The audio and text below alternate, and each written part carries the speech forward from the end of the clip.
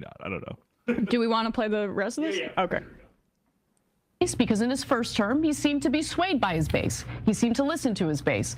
This time around, not so much. What's going on, you guys? Today we have Sam Seder and Emma Vigeland exposing Ana Kasparian, on the lies that she's told. She said they claimed money from the Kamala Harris campaign. They break down the hypocrisy of the Young Turks, Ana Kasparian and Cenk Uygur. What? I thought we were giving credit. No, I know. Well, I was giving credit for the but I didn't realize that part. No, it's okay. I mean, I understand.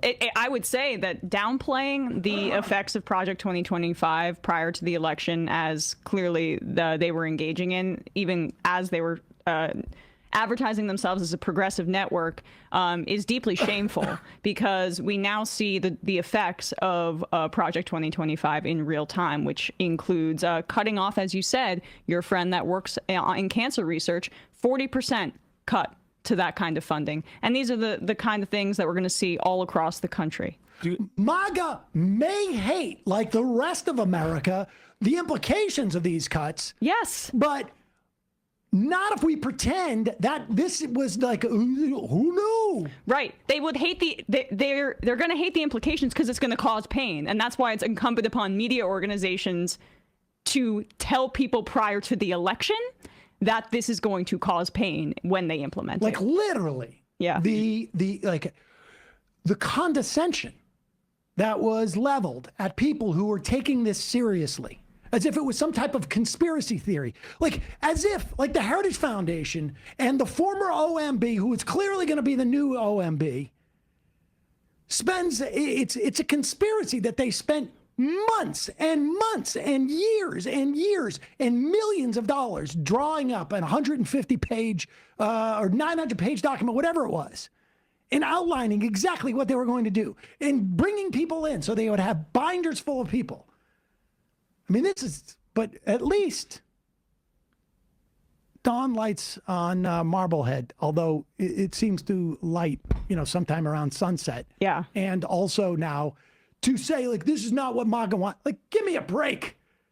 Give me a frickin' break. Go ahead, Bradley. Yeah. Sorry, I just wanted to add. Do you guys remember that Russ Vought video where he was recorded undercover? Yes, he was secretly recorded by some British journalist who came in. He goes, Trump is distancing, yes, but we're not worried about it. Right, exactly. So right here, for context, we have Ana Kasparian, who was saying that Project 2025 was not going to happen, that this was not Trump's idea. Trump didn't want this to happen at all. This is something that the liberals who had Trump derangement syndrome, this is what they thought was going to happen. And, they were just putting all the lies out here. They were fear-mongering. Next thing you know, we have Trump putting into plan the Project 25.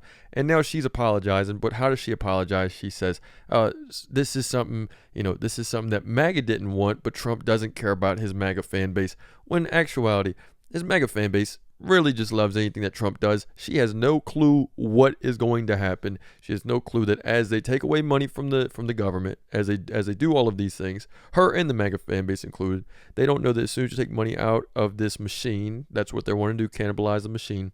It's going to destroy the monster that is America, that is making the wealth. As you do that, the dollar starts to lose value, and as you do that, you can't pay off any of this debt with treasury bonds, as the dollar is not going to be the well-respected, currency that it is now. So it's really going to be dangerous what's going on. And for anyone to dismiss Project 2025 as not happening or was not happening at a certain point is beyond insane. So I wonder if they saw that, but maybe not. I don't know. Do we want to play the rest of this? Yeah. Okay. Because in his first term, he seemed to be swayed by his base. He seemed to listen to his base. This time around, not so much. So Russell Vought, as the head of the Office of Management and Budget, and considering what he just did with the Consumer Financial Protection Bureau, makes it abundantly clear to me that they are implementing Project 2025. So I will admit when I'm wrong, I was wrong. I totally predicted incorrectly what would happen with Project 2025. Oh, pause it. No, it's not. And I appreciate the Vanguard for doing this. Again, Yeah, it good is job, not. guys. It is not the prediction. People make predictions all the time. Right. I But was this wrong wasn't- in my prediction about this the is not- election, this but is not making yeah, like right, some type of right. poly market bet here. On Yes, this, yeah. Where That's the outcome gambling mindset. we can't tell. Yeah. Yeah. There was abundance amount of evidence of this. And even if your opinion, not prediction, opinion was, I can't see them doing this. This is pretty radical. The idea that you would mock people for believing it and saying it was a conspiracy theory, the people had Trump derangement syndrome.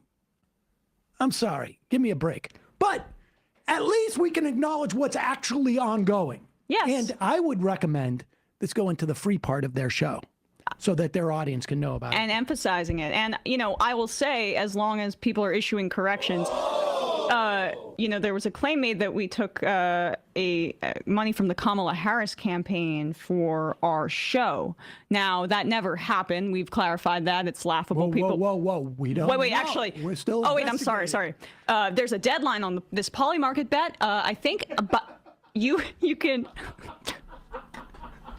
I'm sorry. Okay, so there's on Polymarket, you can gamble with crypto about whether or not Kamala bought ads on the Majority Report. Somebody bought a good amount of it. Can we bet on this, or do you have to be outside of America to bet on it? And again, for context, Ana Kasparian was saying that Sam Seder, Emma Vigeland on the Majority Report, that Kamala bought ads on the Majority Report to go for her campaign.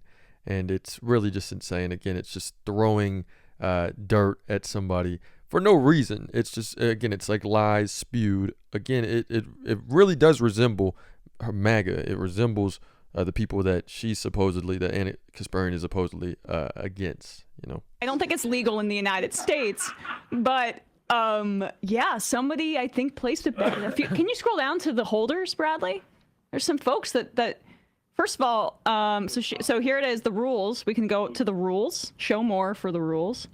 On February 3rd, Ana Kasparian asserted that Kamala Harris bought ads on the Majority Report during her 2024 presidential campaign.